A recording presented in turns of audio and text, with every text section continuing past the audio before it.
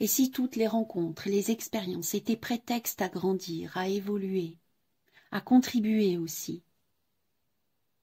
C'est ce qui m'est arrivé en conscientisation, quand j'ai demandé de la clarté et que je me suis abandonnée à des mots qui se sont invités avec tranquillité. Bien le bonjour, belle étincelle. Bienvenue dans Miroir de Femme, le podcast épanouissant pour les femmes, les mères en quête d'évolution et de spiritualité. Je m'appelle Bénédicte. Je suis guide pour des voyages d'exploration intérieure grâce au miroir magique que le monde qui nous entoure nous offre. Je m'adresse à toi, belle femme, en recherche d'équilibre entre ton rôle de femme et de mère, toi qui désires être à l'écoute de tes véritables besoins, avec cette volonté d'y répondre en toute légitimité et sans culpabilité. Toi qui ressens l'envie de répondre à l'appel de ton âme pour grandir en conscience et vivre ta spiritualité en toute liberté au quotidien. Je vais te conter ici des histoires de la magie, de l'âme qui agit, des récits de clés qui t'ouvriront de nouvelles portes pour élargir ta vision. Prête pour le grand voyage? Alors c'est parti, abonne-toi pour que chaque épisode arrive à toi.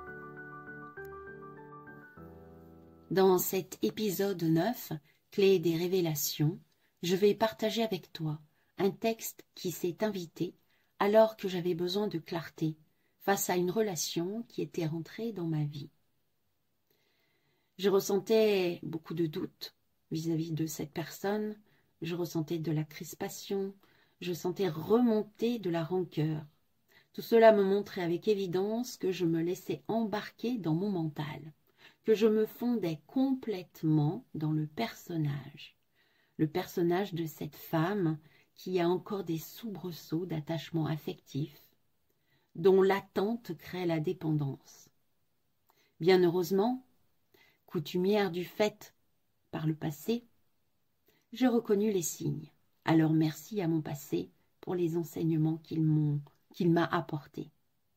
Je me suis donc posée avec un papier et un stylo pour recevoir le message essentiel de mon être profond, de guide. Je ne saurais. En tout cas, les mots s'invitent et ces mots-là me montrent ce que l'expérience que je suis en train de vivre a à m'apprendre. Pour cela, je m'installe en toute tranquillité dans mon lit, en mode détente, relaxation, dans une sorte d'abandon, prête à recevoir la leçon du jour.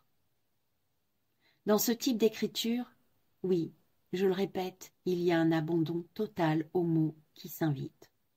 J'avais déjà évoqué cela dans l'épisode 4, où j'ai raconté ma relation avec l'écriture en tant qu'ancienne dyslexique. Et si tu n'as pas déjà écouté cet épisode, je t'invite à aller, après l'écoute de celui-ci, écouter l'épisode numéro 4. Alors revenons à cette histoire, à ce texte qui s'est invité aujourd'hui par un besoin de clarté. Tout d'abord, je tenais quand même à exprimer que quand je me mets dans ce type d'écriture, au fur et à mesure, les compréhensions arrivent, une légèreté se fait en moi, une joie s'invite, avec aussi l'aspiration à partager avec d'autres, de dire « Waouh, effectivement, il y a ça à voir, il y a ça à comprendre ». Alors voici le texte qui est arrivé à moi que je partage avec toi aujourd'hui. En voici la lecture. Je demande de la clarté sur ce que je veux, sur ce que le « je » en lettres majuscules veut vraiment. Je est amour. Le je suis, I am, la présence intemporelle et immortelle en moi veut être l'expression de l'amour. Le je suis ne veut pas, il est. Il est sans demande. Il est tout, parfait dans l'expérience. Le je suis vit tout dans l'expérience. Le je suis est amour de l'expérience. Alors goûtez l'expérience depuis le personnage qui réagit, qui ressent, juge, se déplace, se réveille, dort, s'endort, exprime, accueille, rejette, et bien plus encore. Le personnage parfait pour l'expérience parfaite, en interaction parfaite sur le chemin parfait. Le chemin est là, parfait dans les rencontres parfaites, les attentes parfaites, les amours et les désamours parfaits, prétexte à ressentir, jouir, expulser, mordre, critiquer, désavouer, partir, s'éloigner, attirer, virevolter, regarder. Le je suis observe, accueille, apprécie, découvre, comprend, conscientise. Le je suis aime. Il y a alors le personnage qui se perd, se retrouve, s'oublie, vit la scène. L'obstacle est réagi. Il voudrait, se désespère, veut imposer sa manière sans en percevoir l'illusion.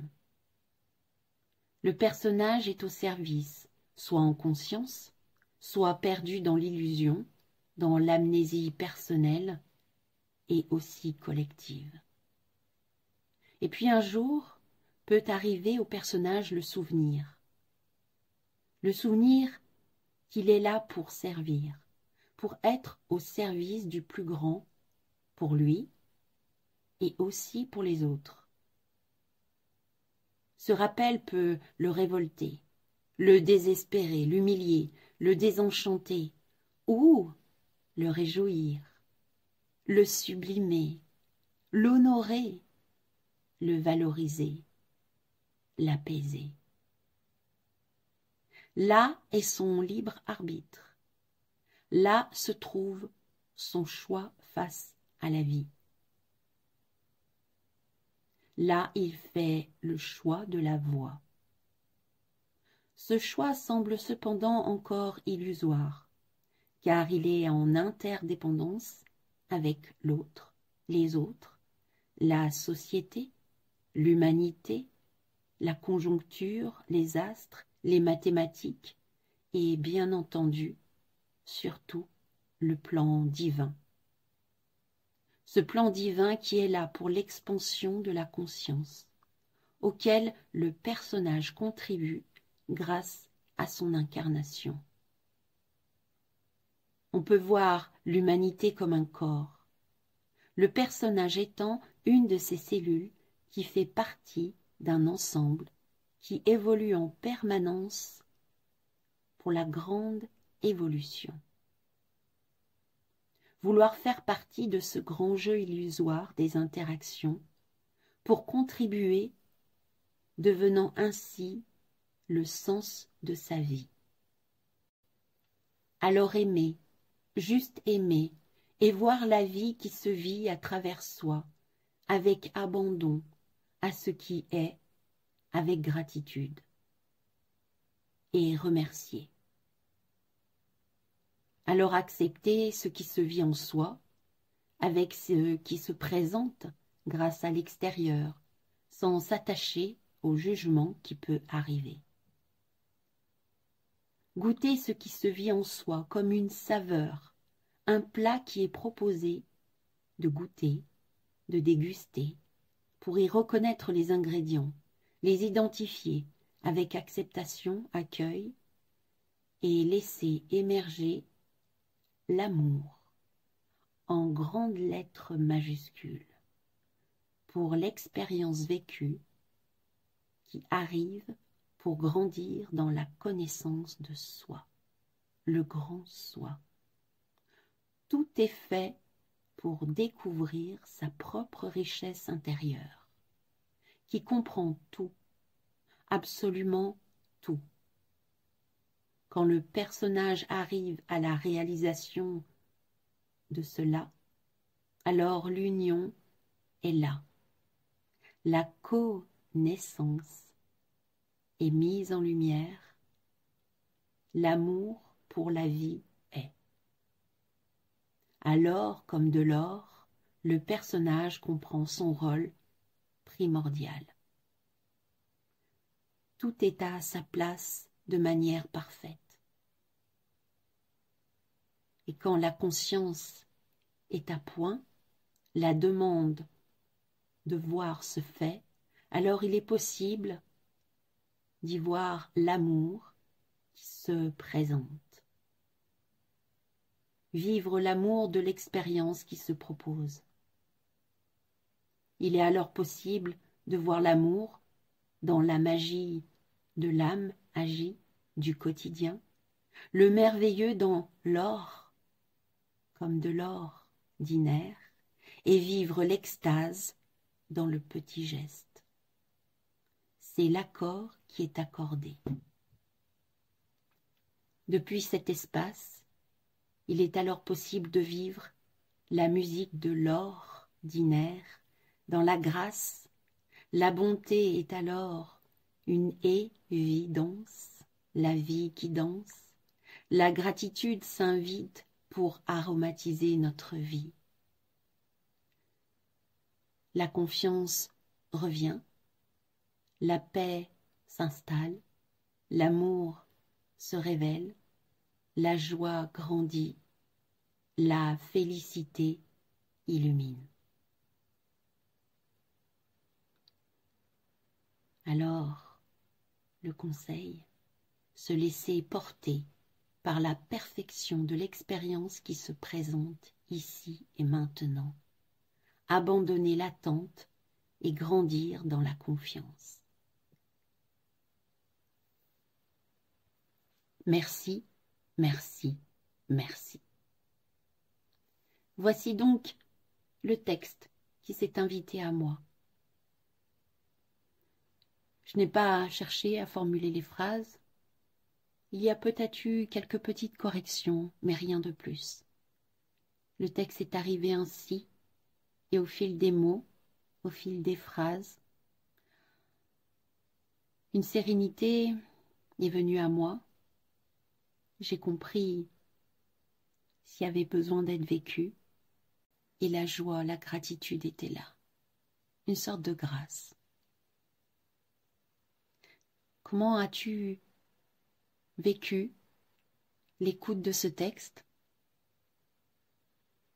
Qu'est-ce que cela t'a procuré? As-tu eu des compréhensions supplémentaires peut-être? Ou alors as-tu une grande révélation? Pourquoi pas? Qu'en est-il pour toi? Je serais heureuse d'échanger avec toi. Et pour cela, tu peux retrouver dans le descriptif de ce podcast mon adresse mail. Tu peux prendre contact avec moi. Nous pourrions ainsi échanger et grandir dans la compréhension, la conscience et la conscientisation. Voilou, le texte du jour. Merci. Merci pour ton écoute.